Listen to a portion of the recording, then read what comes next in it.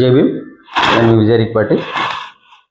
ఈరోజు చాలామంది సోదరులు అంటే క్రైస్తవ మసుగులో ఉండి క్రైస్తవ చర్చిలకు వెళ్తూ అసలు కులం అంటే అవగాహన లేని కొంతమంది వ్యక్తులు క్రిస్టియన్గా మారితే బీసీసీ సర్టిఫికేట్ వస్తుంది, బీసీసీ వస్తే కులాలు లేవని చెప్పేసి చాలామంది మాట్లాడటం నేను చూస్తాను.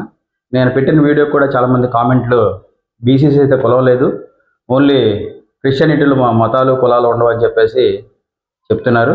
నేను వాళ్ళకి చెప్పే సమాధానం ఒకటే. ఈరోజు చాలా చర్చలు చూస్తే మాల చర్చలు, మాదిగ చర్చలు, తర్వాత బీసీ చర్చలు, ఇలాగ చాలామంది చర్చలుగా డివేషన్ చేసి ఆ చర్చల్లోనే వాళ్ళ యొక్క విశ్వాసాలు ప్రకటిస్తున్నారనే విషయం మనం గుర్తుపెట్టుకోవడం చాలా అవసరం చాలా ఉంది. ఇంకో విషయం ఏంటంటే, ఒక మాలైనా ఒక మాదిగైనా లేకపోతే అదర్ కులాలకు సంబంధించిన వ్యక్తులు ఎవరైనా సరే మాల కులం నుంచి క్రైస్తవ మతం విశ్వసించిన వారికి కానీ, మాల కులం మాది కులం నుంచి క్రైస్తవ విశ్వసించిన వారికి కానీ కులం లేదని చెప్పేసి బీసీ సోదరులు వాళ్ళకి సంబంధించిన కుటుంబంలోని పిల్లలు ఇవ్వడానికి ఈ రోజుకు ఇష్టపడుతున్నారని చెప్పేసి నేను క్వశ్చన్ చేస్తాను.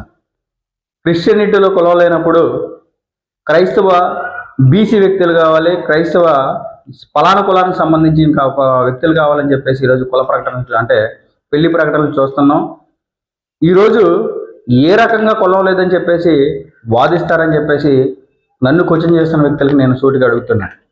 ఎందుకంటే క్రైస్తవత్వంలో మారినంత మాత్రాన వాళ్ళ యొక్క సామాజిక స్థితిగతులు కానీ, కులాలు కానీ, వాళ్ళకున్న పరిస్థితులు కానీ మారవని గుర్తుపెట్టుకోవాలి.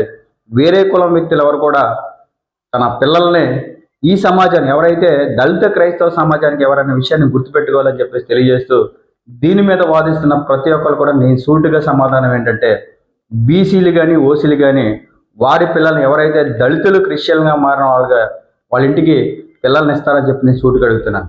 జై భీమ్, జై భారత్, జై మాల. విజయరిక్పాటి.